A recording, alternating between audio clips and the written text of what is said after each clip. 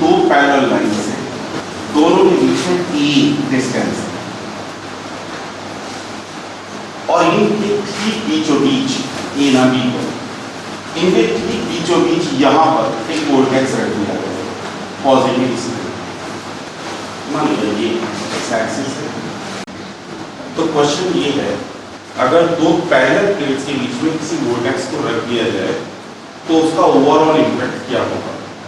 ये जो प्लेट्स हैं, ये जो लाइंस हैं, ये जो प्लेन्स हैं parallel planes, between two parallel lines के बजाय बिटवीन टू पैरेलल प्लेन्स करिएगा, वो ज़्यादा प्रॉपर होगा। अगर दो पैरेलल प्लेन्स के बीच में किसी वोल्टेज को रख दिया जाए तो ये दोनों के दोनों जो प्लेन्स हैं ये मिरर की भांति व्यवहार करते हैं, जैसे मिरर है।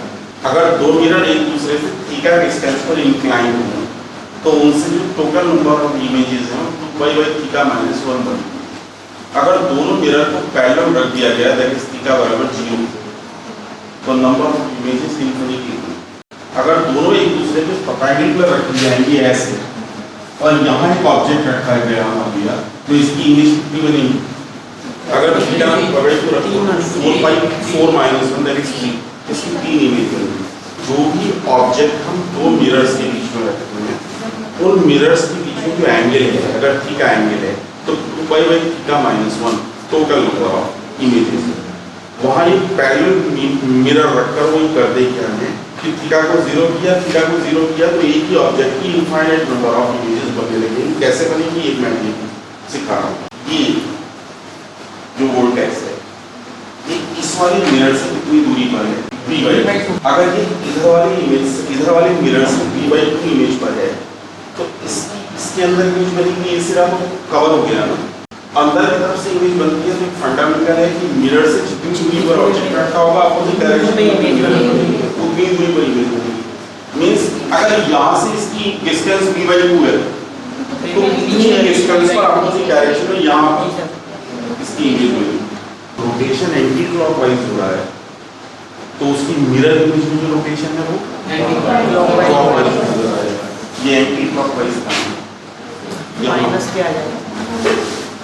ये वाला इधर वाले मिरर के लिए ऑब्जेक्ट, ये वर्चुअल इमेज इसके लिए इधर वाले के लिए इधर वाले के लिए इसके लिए ऑब्जेक्ट इसमें नजर आएगी और इसके लिए ऑब्जेक्ट का काम करेगी। ऑब्जेक्ट का काम करेगी तो इस वाले की इमेज अपोजिट डायरेक्शन में बनेगी। कितनी दूर 3b/2। हाँ, इस मिरर से इसकी डिस्टेंस कितनी हुई d तो ये b/2 3b/2 बैक साइड में, मिरर से 3b/2 बैक साइड में। तो मिरर से 3b/2 बैक साइड में जाना है तो b/2 तो ये रखी है, b और चला जाओ।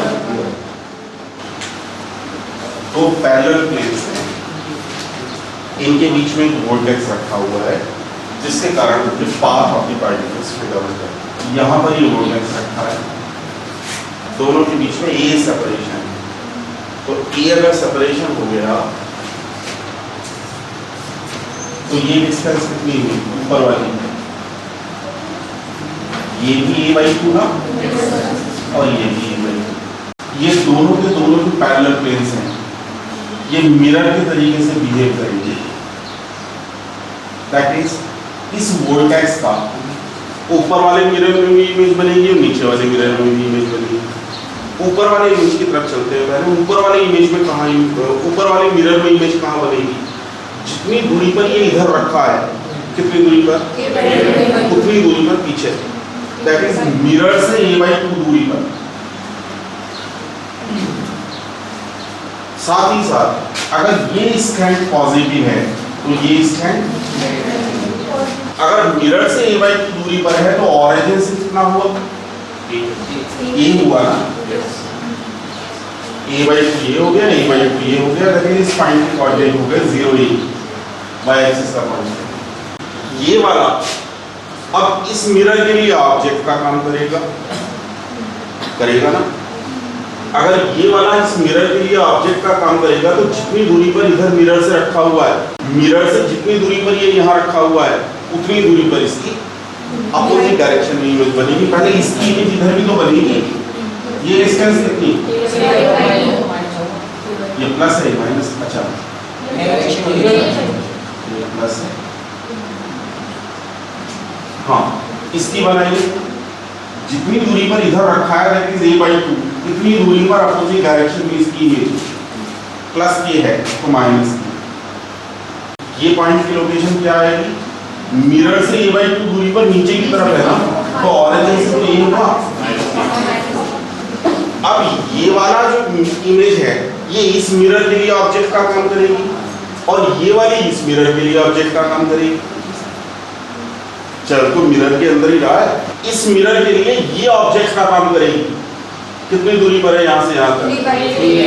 तो 3a/2 पीछे, मिरर से 3a/2 पीछे, दैट इज मिरर से 3a/2 में a/2 तो ये निकल गया, a/2 आया ना। कितनी दूरी और बची है? 2a। इसकी मिरर से कितनी दूरी है? 3a/2। तो मिरर से 3a/2 पीछे, मतलब मिरर से 3a/2 इधर, तो मिरर से 3a/2 होगी तो ऑरिजिन से 2a होगी। मिरर से तो a/2 ऐड हो जाएगी। इसकी इमेज बनी है ना प्लस की, कहां पर? 0/2। ऐसी ये वाली इस मिरर के लिए काम करेगी। ध्यान दो, ये कितनी दूर है इस मिरर से? ये भी 3a/2। तो मिरर से 3a/2 पीछे, अगर मिरर से 3a/2 हुई तो ऑरिजिन से तो a/2 और ऐड हो गया 2a पर यहाँ पर इसकी माइनस क्या हो जाए? प्लस 0 एंड 2, ये माइनस। ये वाली इस मिरर के लिए ऑब्जेक्ट का काम करेगी और ये वाली इस मिरर के लिए ऑब्जेक्ट का काम करेगी। इस ये यहां से लेकर यहां तक की दूरी कितनी हुई? 5a/2। बैक साइड में 5a/2 दूरी पर, 5a/2 मिरर से, तो ऑरिजिन से 5a/2 प्लस a/2 3a दूरी पर। पॉजिटिव की इमेज माइनस 0 माइनस ऐसी यहां पर 0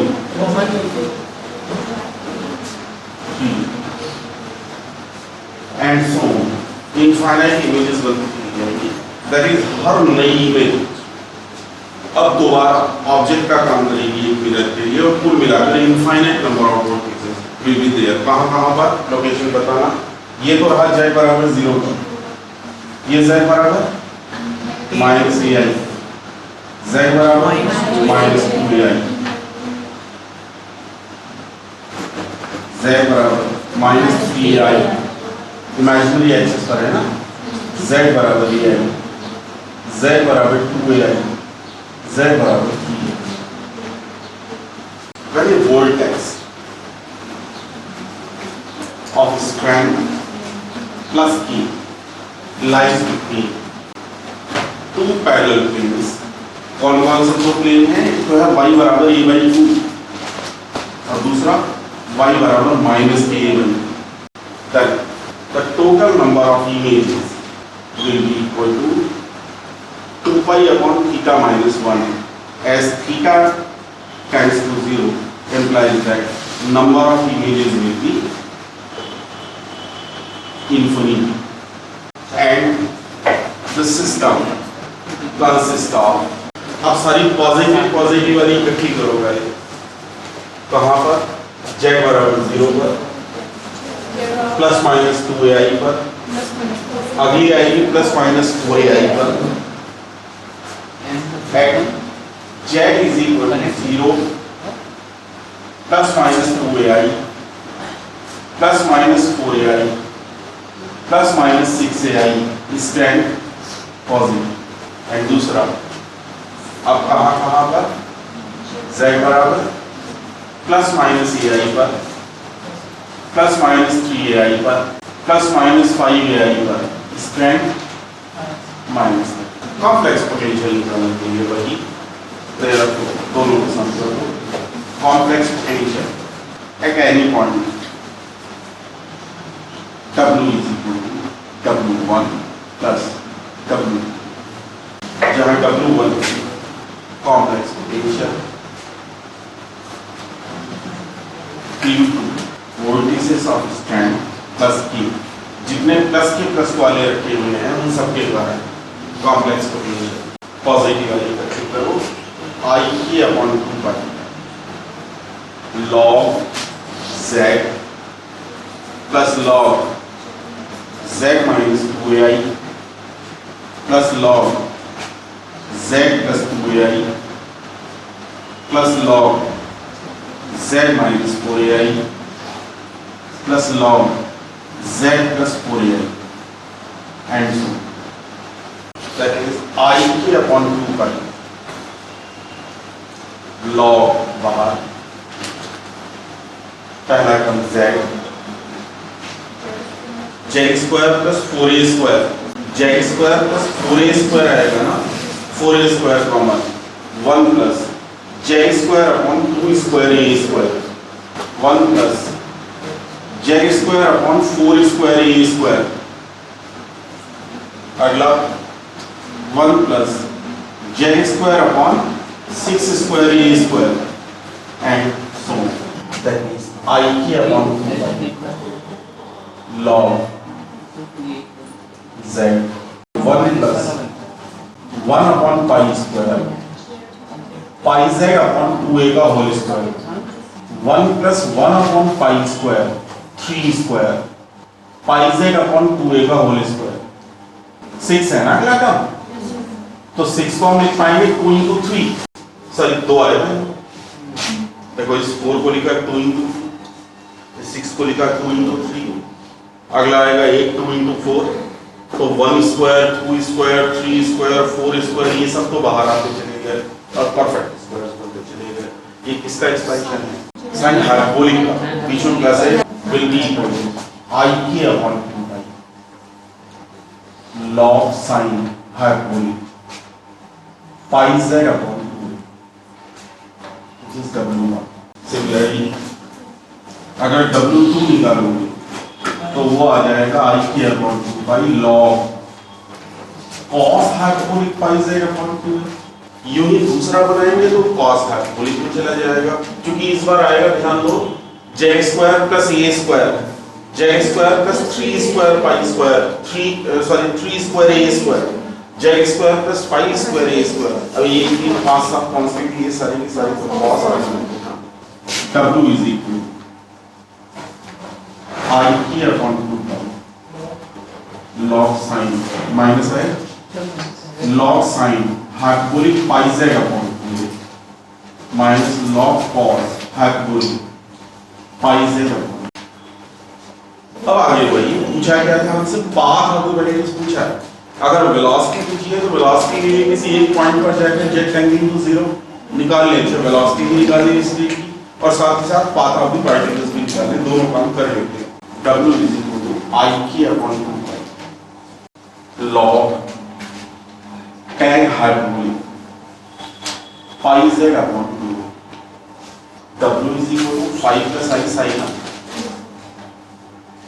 is I k upon 2 pi log tan hyperbolic pi z upon 2 अगर रियल और इमेजिनरी पार्ट सेपरेट कर देंगे तो हमें मिल जाएगा 5 और 7 5 माइनस आई साइन कितना होगा माइनस आई के upon 2 pi log tan hyperbolic ये भी तो आएगा पाई z के बजाय z बार जब i को माइनस आई से रिप्लेस करेंगे तो x प्लस आई भी तो x माइनस आई होगा अगर जोड़ दे तो फाई का मान आ गया और घटा दे तो साई का मान एक तरीका तो ये था कि हम z को x प्लस आई वाई रखकर रियल यूनिट पार्ट सेपरेट कर दें दूसरा एक डायरेक्ट तरीका ये भी हो सकता है कि 5 प्लस आई साई हमें पता है कॉन्जुगेट 5 माइनस आई साई निकाल लें अगर जोड़ देंगे तो फाई आ गया और घटा देंगे तो साई दोनों पार्ट पर 2 फाई इज इक्वल टू उधर I k upon 2 pi दोनों में से common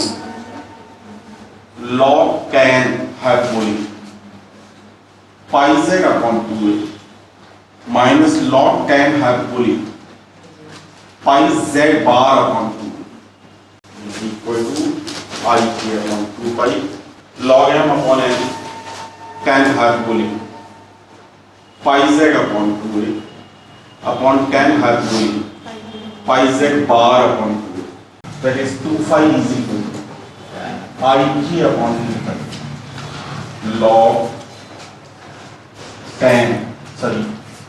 sine hyperbolic pi Z upon 2a upon cos hyperbolic pi Z upon 2a sine hyperbolic pi Z bar upon 2a cos hyperbolic pi Z bar upon 2 will be equal to I k upon 2 pi log sin hyperbolic का कितना होता है 1 upon I sin I means pi upon 2a z means x plus I cos hyperbolic means cos I pi upon 2a x minus I by cos hyperbolic means cos I pi upon 2a x plus I by 1 upon I sin I pi upon 2a x minus I by which is I p upon 2 pi log अब formula लगाएंगे ऊपर sign ए plus B का sign A cos B plus cos A sine B जब इस आई को अंदर multiply करेंगे तो तब क्या मिलेगा माइनस के पाई वाई अपॉन 2a आई को अंदर गुणा किए प्लस के आई पाई एक्स अपॉन 2a ऐसे ही कुछ ना sign A cos B plus cos A